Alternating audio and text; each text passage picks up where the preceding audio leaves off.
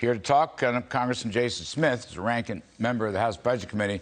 Jason, we won't have enough time to do it justice, but I think it's kind of amazing. We owe the drug companies, we owe them some thanks, and now the thank you note is Medicaid is going to take over the price system. We're going to have price controls, and we're going to tie drug prices to some whacked-out index of a bunch of socialist European countries. How's that for saying thanks?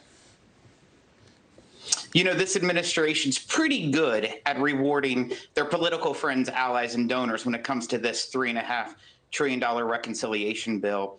You would think that they would use some logic, but unfortunately, what they're trying to push with the provisions within this bill, they're trying to make it where we have less cures. They're trying to make it, in fact, where government's more involved. Every American hates the cost of high prescription drugs, but they also know that if government gets involved, it's only going to get worse. We'll have limited supply of what we need, and we'll have less research to try to find the cures. It's part of the Biden way. They feel like more government in your healthcare, more government in your jobs, by virtually making sure that everyone's staying dependent on government and not working. Yeah, they want to pump up government dependency, including increases in Medicare, Medicaid, and Obamacare. But the thing is, Jason, well, here, two things real quick.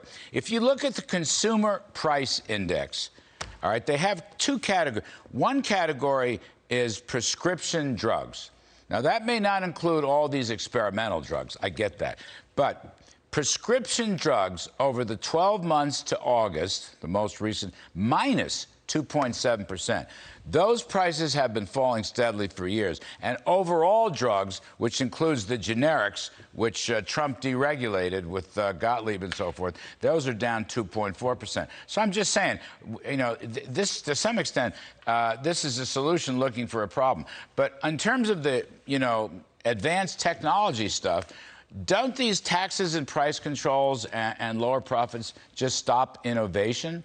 It'll put these guys out of business. They're not going to take risks. I mean, isn't that at the bottom?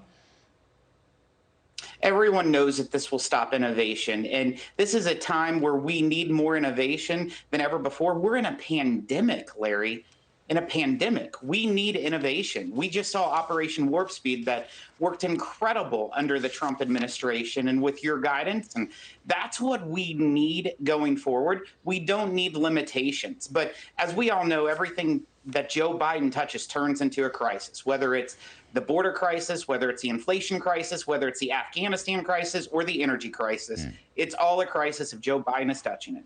They're looking for, I've seen one number, there's going to be $700 billion worth of savings from these price controls. The Wall Street Journal editorial said $500 billion. I mean, they're never going to achieve that because they won't produce. If you put price controls on, what happens? You pull back production because you're not making any money. Your rate of return goes down. I mean, don't we know this already? Price controls, do we want to be Belgium? No. Do we want to be Bulgaria or something like that before the Berlin Wall came down? I don't get it. Larry, you were talking just before I came on about this $3.5 trillion bill, trying to get it where it doesn't pass. Well, Democrats are helping us.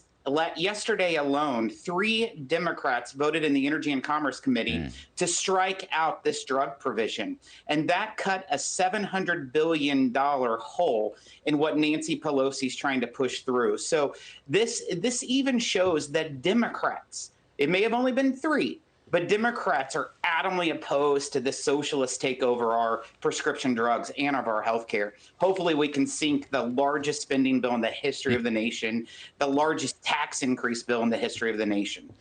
Are you a praying man, Jason Smith? Because we need deep meditation and prayer. I'm Larry, a praying I'm man. the son of a preacher. Oh, even better. All right, Save America, Kill the Bill. Jason Smith, thank you very much, sir.